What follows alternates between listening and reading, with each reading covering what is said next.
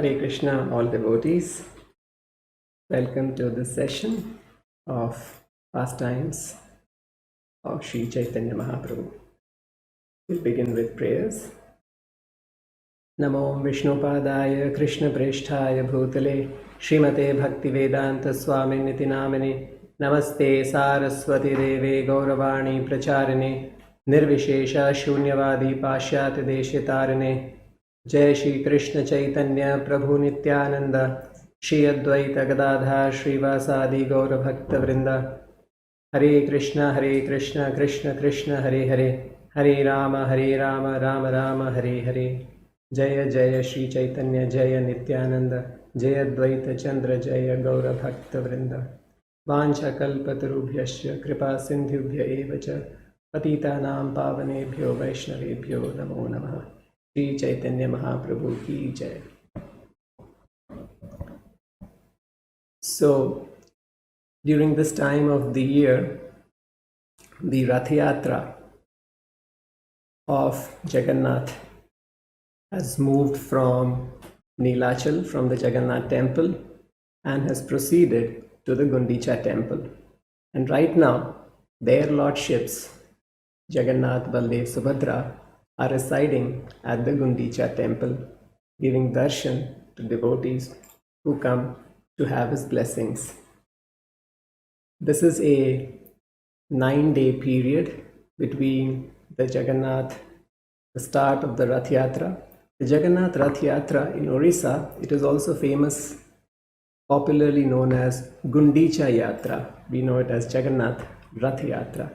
Gundica Yatra is meaning the yatra towards the Gundica temple. Localites call this as Gundica Yatra, and the lordships are seated there on their throne in the Gundica temple, and lot of sankirtan and chanting and dancing and partaking of prasadam is happening at the Gundica temple. So today we will be discussing some of the pastimes that Chaitanya Mahaprabhu performed at the Gundica temple during his stay for about 8 days in Gundica temple. When the Ratha comes to the Gundica temple, the deities are very respectfully unmounted from the Ratha, and they are placed in the Gundica temple. There is a separate throne. Actually, you can go to Gundica temple all throughout the year, and on this throne you will see another set of deities, not the Jagannath, Baldev, Subhadra deities that are there in the Jagannath temple, but during this 9-day period you will see the Jagannath deities of Jagannath temple in the Gundica temple. So Chaitanya Mahaprabhu would constantly be engaged in doing Sankirtan. Tri Sandhya Kirtana Kare Gundica Prarange. He was specifically doing Kirtans during the morning, afternoon and evening along with all the devotees in the Gundica temple and drowning them in love of Krishna, drowning them in happiness. It is said, Anande Mahaprabhura Prema Uthaila. Chaitanya Mahaprabhu himself would be drowned in happiness when he would be engaged in his Sankirtan pastimes in the Gundica temple, and seeing him drowned in happiness, all other devotees would also drown in happiness. That was the wonderful scene that was created in the Gundica temple. Anande Mahaprabhura Prema Uthaila. Out of happiness of doing Kirtan, Chaitanya Mahaprabhu would be Prema Uthaila. He would rise in happiness and Prema, in love of Godhead. And Dekhi Saba Loka Prema Sagare Bhashila. And seeing Chaitanya Mahaprabhu in Prema, the reaction was that they themselves would get drowned in an ocean of happiness. Dekhi Saba Loka Prema Sagare Bhashila. So all the associates of Chaitanya Mahaprabhu, Nityananda, like Nityananda Prabhu, Advaita Acharya, all of them would stand in front of Jagannath. Devotees would be seated there and they would just be doing morning and night Sankirtana, drowned in happiness. Nama Sankirtana Hoite This is what is there. It is mentioned in the Chaitanya Charitamrita, what Sankirtana can give us. Actually, if we are engaged seriously in doing Sankirtana is such a simple thing, such a pleasurable thing, just chanting and dancing in front of the Lord. If we are engaged in Sankirtana, then we can attain all perfection in life. This is the faith that we must have. Iha hoite sarva siddhi hoibe tomar. Chaitanya Mahaprabhu said that Iha hoite, by chanting the holy names of Krishna, sarva siddhi, all perfection, hoibe tomar, you will achieve. So, another pastime that Chaitanya Mahaprabhu performed was the Jala Krida, and the water pastimes that Krishna would perform in Vrindavan, in the river of Yamuna, and in the different kundas of Vrindavan, like Radha Kund, Shyam Kund. So here, Chaitanya Mahaprabhu and his associates performed those Jala Kridas, those water pastimes, in a lake called Indradyumna Sarovara. And what were the pastimes they performed? They would just enjoy themselves. Just like how would you enjoy yourself when you get into a lake or you get into a river? Just like that, all the associates of Chaitanya Mahaprabhu, along with Mahaprabhu, were enjoying. They all got down into the water, and Chaitanya Mahaprabhu would splash water on all the devotees. They were just playing like this happily. And all the devotees would also in turn splash water on Chaitanya Mahaprabhu. And then sometimes Chaitanya Mahaprabhu would be in the center, and all the devotees would form concentric circles around him. And they would sing and dance, and sometimes there would be many, many multiple concentric circles, and they would raise their hands and chant and dance, and they would get inside the water with kartals, and they would sing along, playing the cymbals, the hand kartals very loudly, and they would have tumultuous kirtan inside the water. And sometimes inside the water, they would also have a mock fight. Two devotees would pair up and they would fight with each other. Fight by splashing water and fight in different unusual ways. And then in this fight, one fight was between Nityananda and Advaita Acharya. And sometimes in this fight, obviously one will be victorious, the other will be defeated. And Chaitanya Mahaprabhu would watch this and he would just enjoy and laugh. And all of them would enjoy. And it appears like, they were all enjoying like children. Actually, everyone, not just the regular devotees, but even the most advanced devotees of Chaitanya Mahaprabhu were enjoying like this. And two such devotees were Sarvabhauma Bhattacharya and Ramananda Raya. Actually, Sarvabhauma Bhattacharya was a great scholar. Of course, he was a logician, like a dry philosophical scholar, but he was a Mayavad scholar. He was a Mayavad impersonalist, but he was a great scholar.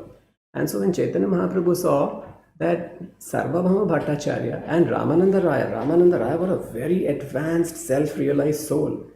When Chaitanya Mahaprabhu saw that even these two advanced devotees, very scholarly in nature, Sarvabhauma Bhattacharya, when they are also playing like children, splashing water and throwing water and fighting, Chaitanya Mahaprabhu told his other associates, please tell these two devotees, Sarvabhauma is the greatest scholar, Ramananda is such an advanced devotee, they should behave themselves with more gravity, they should be a little more sober, they should not behave like children like this, what will people think of them? He told Gopinath Acharya, Gopinath is another associate of Chaitanya Mahaprabhu, Gopinath, please go and tell them not to behave like this like children. They're all, they should be sober and grave in their conduct. So to this, Gopinath says a wonderful thing. Actually, why Sarvabhauma and Ramananda were playing like this in water? Because they were all filled with happiness of Chaitanya Mahaprabhu being there. And when you're in a very happy mood, you just like to be free, you just like to play and enjoy every Anandamayo Bhyasyad. Always remaining grave and sober is one thing, but then we are all filled with pleasure. We all want to enjoy. We all want to be free. So both Ramananda Raya and Sarvabhauma Bhattacharya were experiencing the joy of Krishna consciousness, were experiencing the joy and a wonderful feeling that Mahaprabhu is there, the feeling of Krishna the feeling of Vrindavan. And so in that mood, they were enjoying these pastimes. So Gopinath Acharya said, Mahaprabhu, why do you think Sarvabhauma and Ramananda are behaving like this? It is only because a drop from an ocean of mercy which you possess. Mahaprabhu is like an ocean of mercy. And just a drop from that ocean of mercy, you have blessed them with it. They have been blessed with this drop of ocean of mercy. So because the drop of your ocean of mercy has touched them, they have become drowned in happiness. It's a little wonderful. How can a drop drown somebody? So Gopinath further says, actually your drop is not an ordinary drop, Mahaprabhu. It's a very wonderful transcendental drop. And he says that actually a drop from your ocean of mercy can drown even great mountains like Sumeru and Sumeru mountain and Mandara mountain. Actually, if you Mandara mountain, our Himalaya mountain, which is there on the surface of the earth, it is 8.8 kilometers tall. Mandara mountain is 1.25 lakh kilometers tall. And Sumeru mountain, these are all descriptions given in our scriptures. The Mandara and the Sumeru mountains are not on the planet Earth. They are in this Bhumandala, in this universe, in the Bhumandala, outside of the solar system. And this is the height of the mountains. And the Sumeru mountain is a mountain of solid gold. And the Sumeru mountain dimensions in the scriptures, it is given in yojanas. Yojana is the unit. 1 yojana is about 8 miles. That's the unit that is described in the Vedic astronomy. So if I translate it to kilometers, the size of the Sumeru mountain, that solid gold mountain, is about 2 lakh kilometers by 4 lakh kilometers by 10.75 lakh kilometers. That's the size. And Gopinath Acharya is saying that even Sumeru mountain can get drowned in a drop of your ocean of mercy. So Sarvabhauma and Ramananda are just small hills. It's not a wonder that they cannot get drowned. Actually, and then he further says that Sarvabhauma Bhattacharya, he was an impersonalist. Impersonalists, they like to argue with a lot of logic, with a lot of tarka. And they try to take some pleasure out of logic and tarka. But actually, when it comes to taking pleasure in pure Krishna consciousness and Krishna bhakti, then the pleasure in just logic and tarka is dry. Tarko apratishtat. Dharmasya tattvam nihitam guhayam. Tarka is explained in the scripture that logic is like a dry cake. Nobody likes to eat a dry cake, a dry chapati, dry food. So relishing logic and tarka and debate and trying to establish some conclusive principles in religion is like a dry cake. But relishing Krishna consciousness, Krishna bhakti, relishing the chanting of the holy name, relishing the devotional service bhakti to Krishna is like a nectar, a nectarian drink. Where is dry cake and where is a nectarian drink? So Gopinath says, Mahaprabhu, your mercy and your blessing them with this holy name is like a flow of nectar, and that is what has drowned these two personalities. So Chaitanya Mahaprabhu understood, and Chaitanya Mahaprabhu was just smiling, seeing his devotees so happy, and he was also very happy. And then Chaitanya Mahaprabhu did one more pastime in the Indradumya Sarovara. He performed his Sheshashayi pastime. Chaitanya Mahaprabhu, what is the Sheshashayi pastime? Chaitanya Mahaprabhu is the Supreme Personality of Godhead, Krishna, and Mahavishnu is the first incarnation in this material universe. Mahavishnu is that incarnation of Krishna who is lying down in the causal ocean and who is creating the entire universes, who's breathing out universes and is lying down in the cause of the ocean of cause. Karana. He's also known as Karanadokshayi Vishnu. Karana means the cause. So he is the cause for this entire material creation. So he's lying down. And how does he lie? He lies on his Anantasesha bed. So he calls Advaitacharya. Advaitacharya is an incarnation of Mahavishnu.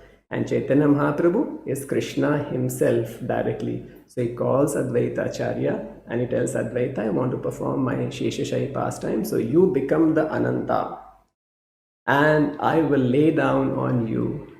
So Advaitacharya gets into the Indradumna Sarovara and he lies down on the lake and he was floating.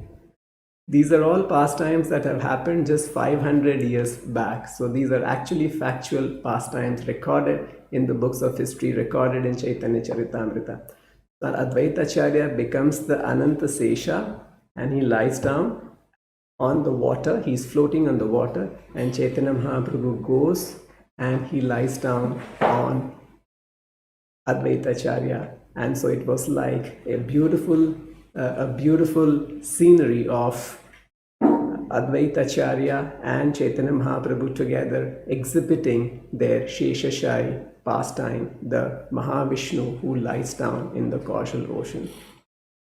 So like this, Chaitanya Mahaprabhu performed wonderful leelas while he was in the Gundica temple, enjoying with his devotees, immersing his devotees in an ocean of love. They were all engaged during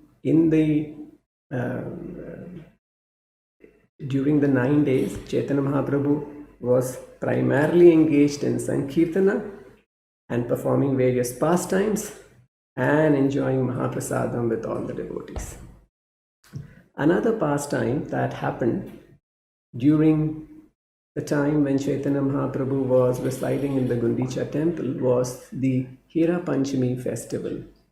In fact, this happened in Jagannath Puri just yesterday. This happens 5 days after the Rath Yatra. Today is the 6th day. Yesterday was the day that this festival actually took place in the Gundica temple. And this is also a very wonderful leela of Jagannatha, which Chaitanya Mahaprabhu personally witnessed. Indradumna Maharaj, during that time, he had told all his devotees to make very nice, elaborate arrangement for Chaitanya Mahaprabhu to observe this Hira Panchami festival. So what is this festival about? Jagannatha, when he wants to leave the temple for the Rath Yatra, he actually comes out only with Baladev and Subhadra. He doesn't come out with his consort, Mahalakshmi. Lakshmi Devi, you must have seen in the Jagannath temple, there's a temple of Mahalakshmi also. Mahalakshmi is the queen of Jagannath, is the consort, is the wife of Jagannatha. So Jagannatha has to take permission from his wife for leaving the Jagannath temple and for going for the Rath Yatra. And his wife gives him permission on the condition that if he is leaving the temple, he must return the next day. So Jagannath promises his wife, okay, I shall return tomorrow. And that's how he leaves. Actually, he leaves on the pretext that he has to go for his annual ritual of Rath Yatra, but actually his desire was to go to Vrindavan and enjoy in Gundica temple. So anyway, Jagannath leaves after having taken permission, and next day, Mahalakshmi is anxiously waiting for Jagannath's return. But Jagannath has not returned. 2 days over, 3 days over, and now Mahalakshmi starts worrying. What has happened to my husband? Why hasn't my husband returned? It's been 3 days. He told me he'll return tomorrow. Just like any wife will worry for her husband if the husband has gone, and more so if he's gone to some other relative's place. They'll be worrying why my husband is not returning. Naturally, we're all possessive. The wife is possessive of the husband. So like this, it appears to be a very ordinary thing, but it was a transcendental pastime because the personalities were transcendental. It was a transcendental leela of the Lord. And after the 3rd day, when for the 4th day Jagannath doesn't return, Mahalakshmi worry transforms into anger. She becomes angry. Why has my husband not returned for so long? I'll wait for one more day. And then I'll have to personally go and see what is he doing leaving me all alone. So Mahalakshmi, on the fifth day, she becomes so angry, and because she's angry, her maidservants are also angry. And so she decides that I am going to go to the Gundica temple personally and find out what Jagannath is doing and bring him back immediately. I am very angry. He has left me. He has neglected me. This is not the way how the husband should behave. So this is a festival that happens that on the fifth day, when Mahalakshmi comes to the Gundica temple, there's a nice pallaki arranged for Mahalakshmi. And Mahalakshmi comes with, in a very opulent, Mahalakshmi wants to show to Krishna, Krishna, see, there is so much of opulence with me in Jagannath temple. Look at the way I am dressed. Look at the queen that you possess. I am laden with jewelry. And you've left me and gone to Vrindavan for some fruits, for some creepers, for some plants, and for some forest. Is that intelligent? This is how Mahalakshmi. It's a wonderful leela, a feeling that she had. So she comes to the Gundica temple to find out what Jagannath is doing and to chastise his servants for not having let Jagannath return. She is going there. She wants to chastise them, and she goes there laden with in full opulence. She's laden with jewelry, and she's appearing very opulent, and she goes. And then Jagannath gets the news that Mahalakshmi is coming, and she's in a very angry mood. And all the servants of Jagannath are also very angry.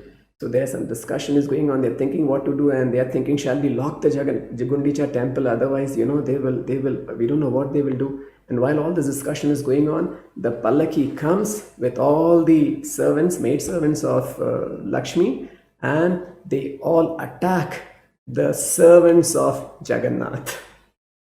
They attack. And they practically attack. Even if you can go to Jagannath temple and see, this festival happens even till date. It happened 500 years ago. It's still happening everywhere. It's a wonderful festival.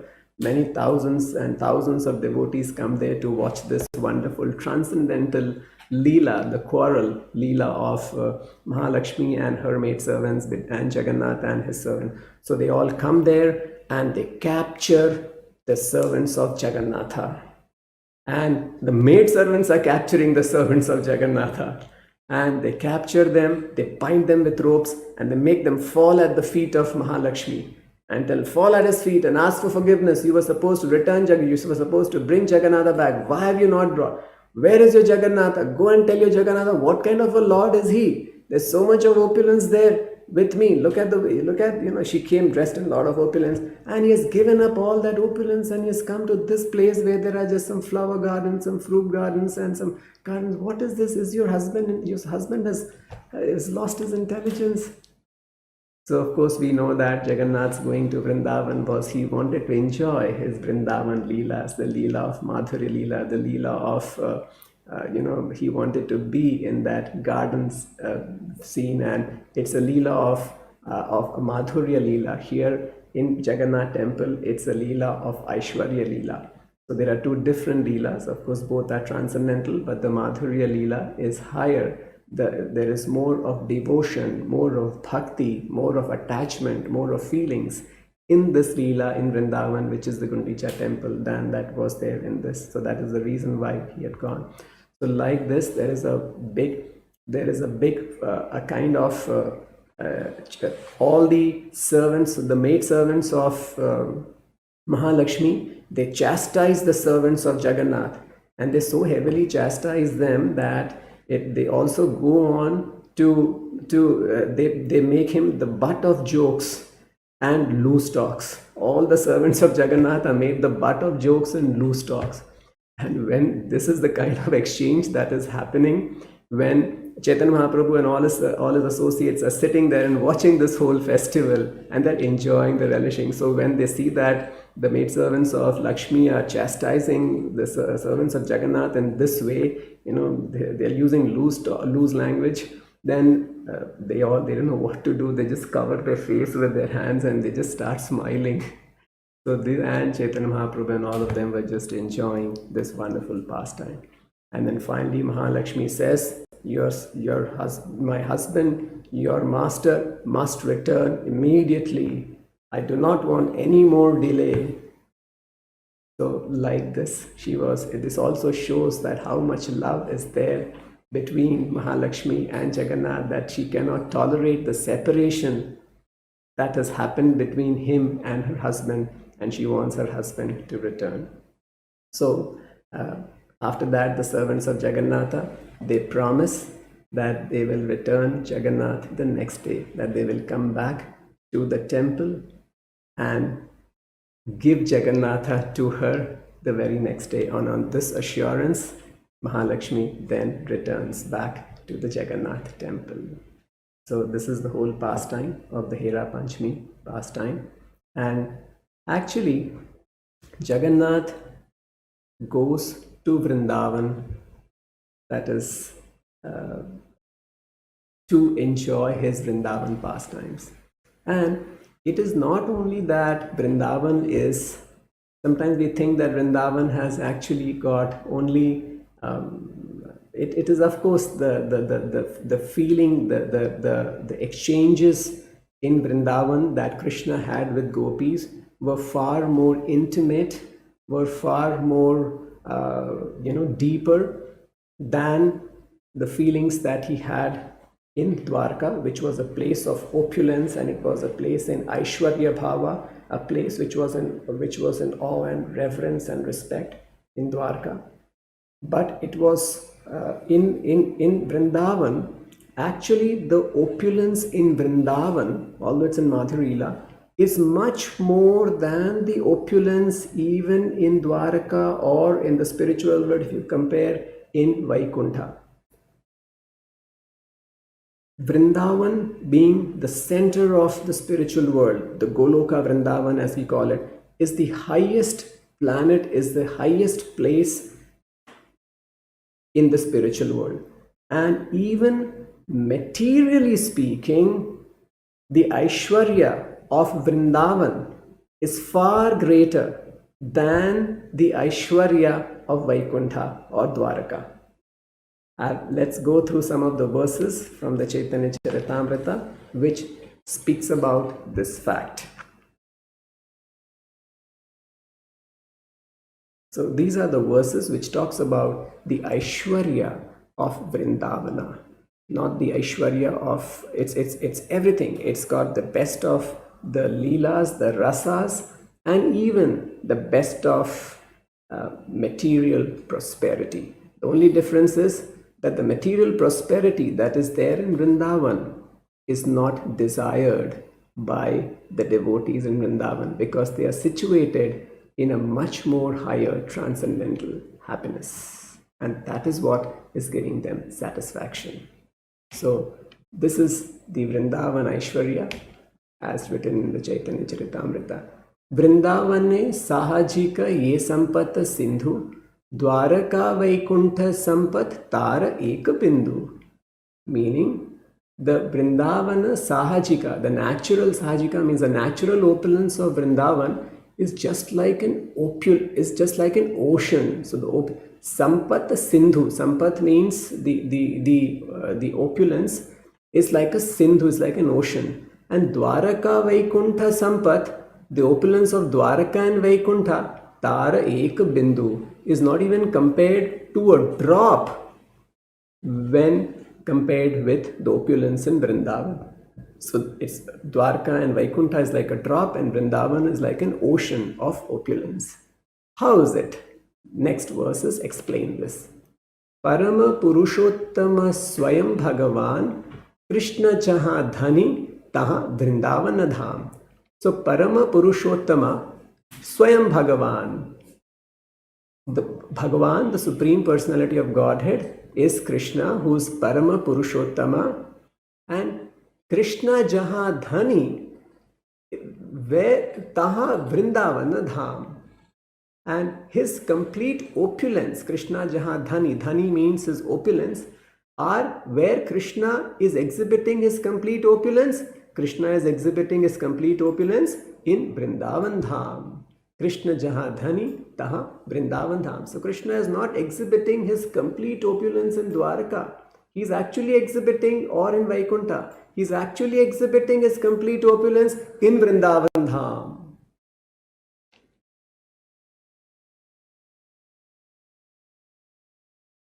How is he exhibiting his complete opulence in Vrindavan Dham?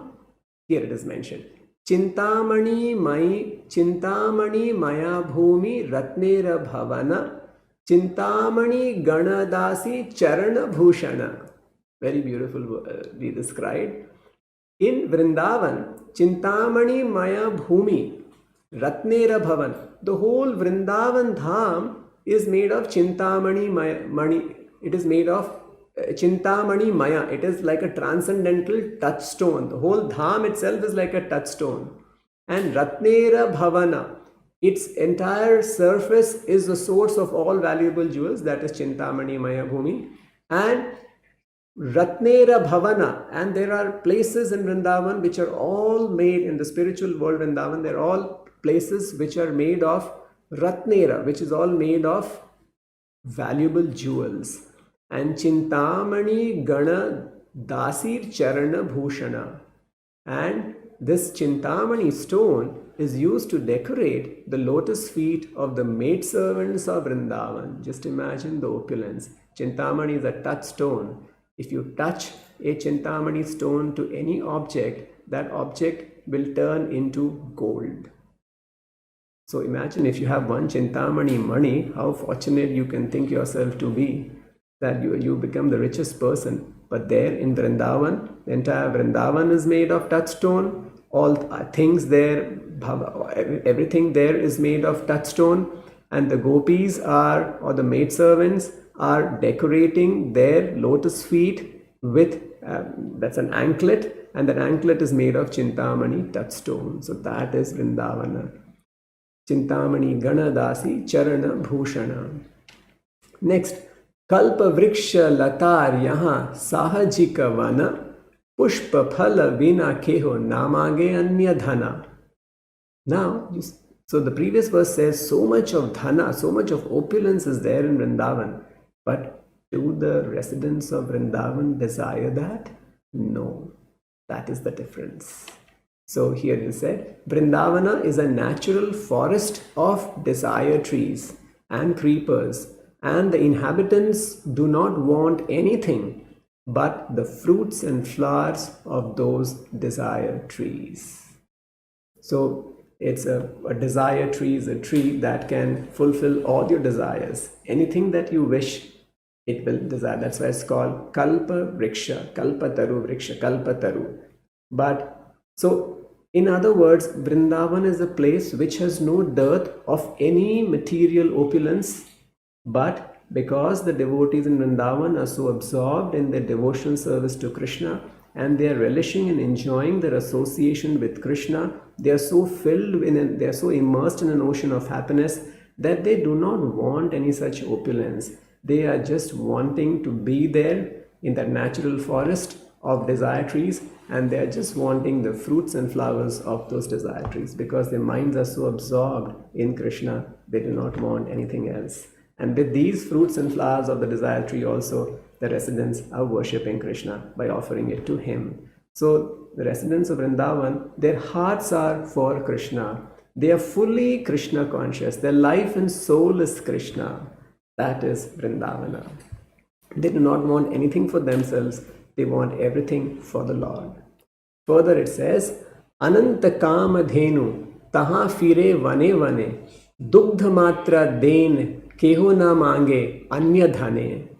Meaning, in Vrindavan, there are cows that fulfill all desires. Kamadhenu, Ananta Kamadhenu.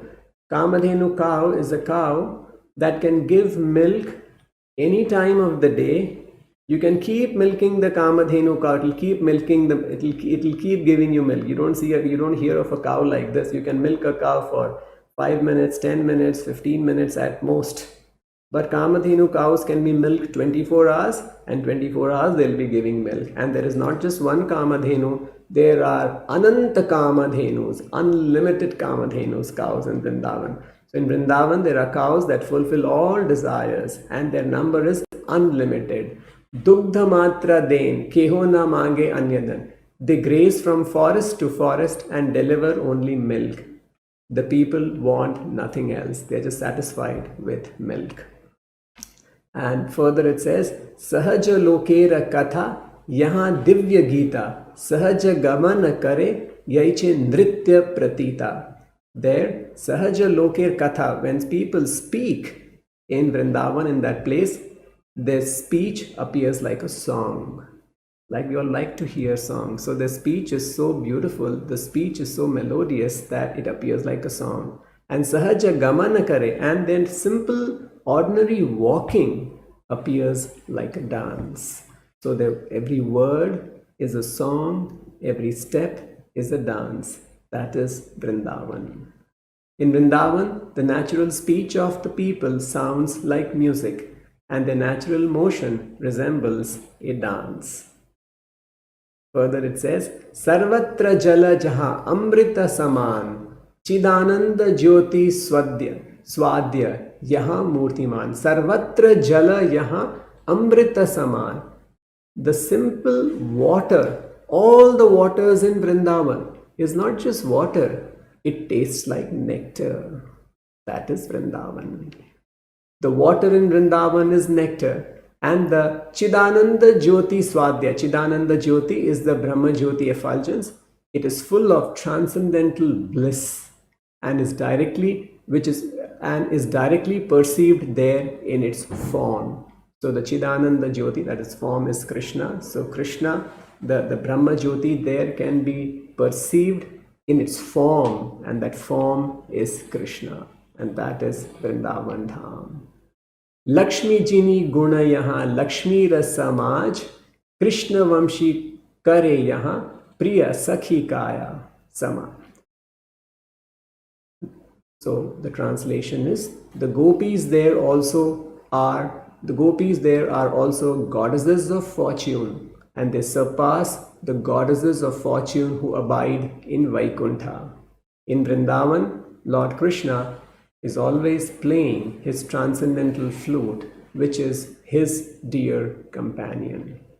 So these are the verses which actually goes on to prove that Vrindavan is no ordinary place. Vrindavan is a beautiful, spiritual, topmost place in the spiritual world, and that is where a devotee can go to by practicing Krishna consciousness. And Chaitanya Mahaprabhu has given us a very, very simple way. The way is Sankirtana Yagna. Sankirtana Yagna is the Yuga Dharma. Nama Sankirtana Hoite Sarvanarthanash Sarva Shubhodaya Krishna Premera Ullas. This is a very nice verse. If we can remember these three wonderful benefits that the Sankirtana can give us, it can destroy Sarva Anarthanash, it can destroy all the anarthas in us. Sarva Shubhodaya, it can make everything auspicious. Sometimes when we want to make something auspicious, we think, what should I do? Should I do this puja? Should I do that puja? Should I invite him? Should I invite whom? Nothing is required. Just Nama Sankirtana. Because Nama Sankirtana is the chanting of the holy names of Krishna, who is the Supreme Personality of Godhead. And Krishna is non-different from his holy name. So if you're chanting the holy names of Krishna, it is like you're having Krishna himself with you.